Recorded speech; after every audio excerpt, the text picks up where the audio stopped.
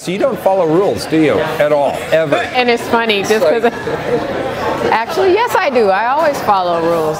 You give me the parameters, and I'll do what you ask me to do, as long as I'm within the parameters. Thank you. How are we doing?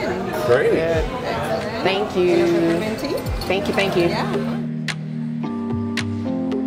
Have you ever been to Cheryl's before, I have not. by the way? This place is amazing. What's really pleased you about Portland since you got here? There is a strong desire and a hunger, I think, and commitment towards public safety here. And it's not just as it relates to police, it's the holistic approach. Now, I will say that we don't hear from everyone as vocally as we might hear from others as it relates to public safety. Absolutely. But, I mean, I can have a really, really long week or even a long day, and it's almost like clockwork when I'll run into someone that I have no idea who they are, and they'll share either some feedback about what we do, or they'll just say something that shows that we're moving in the right direction. There are a lot of folks out that are very supportive, not just of PPB, but of our efforts to try, both of our efforts, right, to try to do things differently. When I go out to community events, depending on what I'm hosting or the audience, I'll dress down, I'll throw on some jeans, or I might even have on some sweats, because that's what I had on before I went to work, before I put my uniform on. And then I'll let my hair down, and then they look at me like, and I'll go, what? You know what I mean? So and the fact that I have sons that are close in age to a lot of the young people that I interact with, I just see a lot of folks as if they can be a family member, and I treat them as such. So it's a really healthy interaction that I have, I'm finding. And then I love my seniors, right? So my elders are like, again, I treat them like family, because it's just a special place in my heart for seniors. You're a mom, you have two sons. How do they react to you being the police chief? You know, their parents have been cops their entire lives, so that's all they know. So they're used to hierarchy, I guess we could say. But we've always encouraged them to be independent thinkers and question authority, but they just kind of take it as a grain of salt, like, yeah, whatever, yeah, my mom's the chief.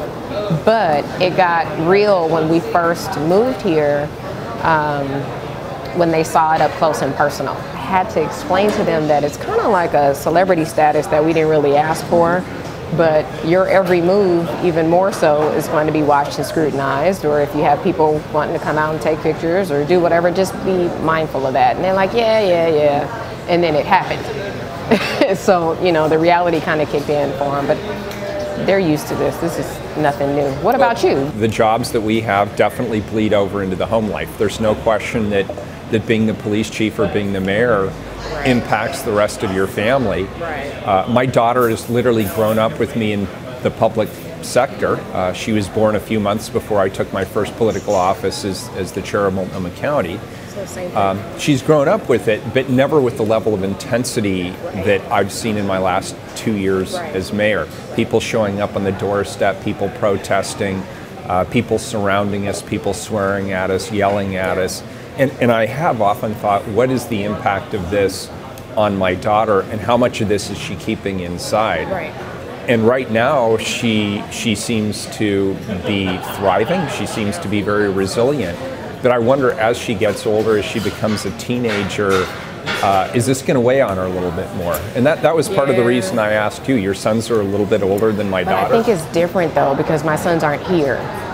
You know, so given that they only have to deal with it in small batches, in doses, although though my oldest, he called me. There's a lot that I don't share with them. I like to separate, but I think he read an article or something. I try to tell him not to read the stuff that they, see on social media. Don't read the comments.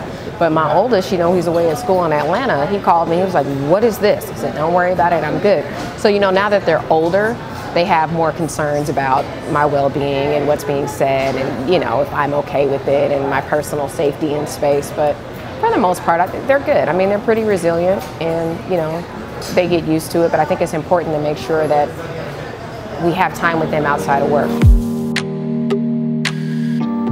How do people react when they find out that you're the police chief? It depends on where I am. So usually though, when I'm in the grocery store, it's the double take, and then they'll say thank you for my service or something like that. Or they want to take a picture when I'm at my worst, trying to get groceries in the store. But for the most part, the interactions are really, really positive. Folks are really supportive, or they use it as an opportunity to tell me about what they're not pleased with. But I appreciate that I'm seen as accessible in that way. You and I have pretty distinct personalities.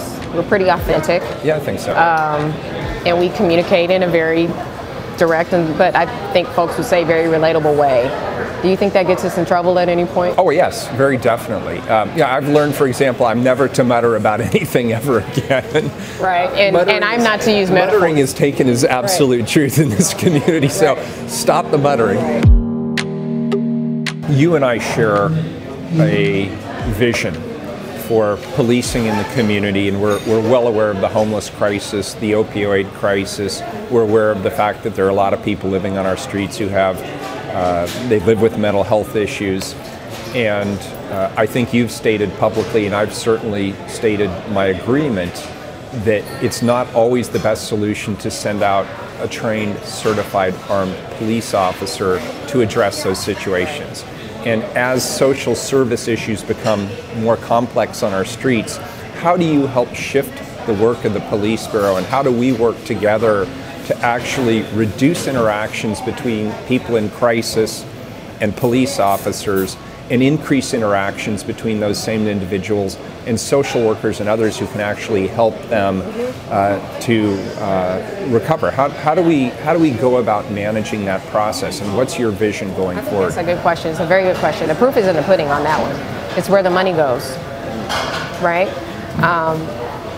When I say we need more officers, it's not more officers to now criminalize the homeless. It's more officers to address demand for services to people that are calling 911. So I don't want to say, it's where you put your money where your mouth is, and then someone says, oh, well, if that's the case, we're not giving more money to the police department. It's not about that. It's also recognizing that money needs to be put into efforts to find other ways to respond to these calls.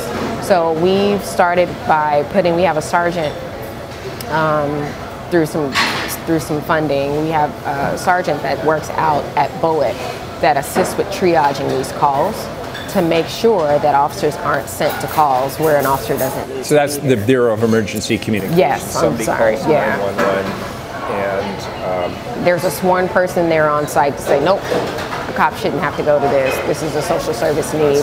Send this person. And again, it's all on a pilot basis. We just started in November. But in the long term, we have to look at creative ways to have first responders that aren't sworn officers. Or even if it's just a way to start off. So where I came from, we had someone riding in the car with us, and it wasn't after the fact. They would go to the call. So as the call came out for service, they would be the one dispatched to the call. Yes, there was a sworn officer there with a gun, but there was also a practitioner there. And that's similar to the behavioral health unit, correct? That we sort of. Have. So behavioral health is more of a follow-up, right? So if they'll get information about calls that were dispatched to, and then they'll go back out and they'll follow up after the fact. They're not presently being dispatched to the call as it occurs. In real time, right there alongside the police officer. Yes. I'd love to work with you on that. I think that sounds like a great strategy.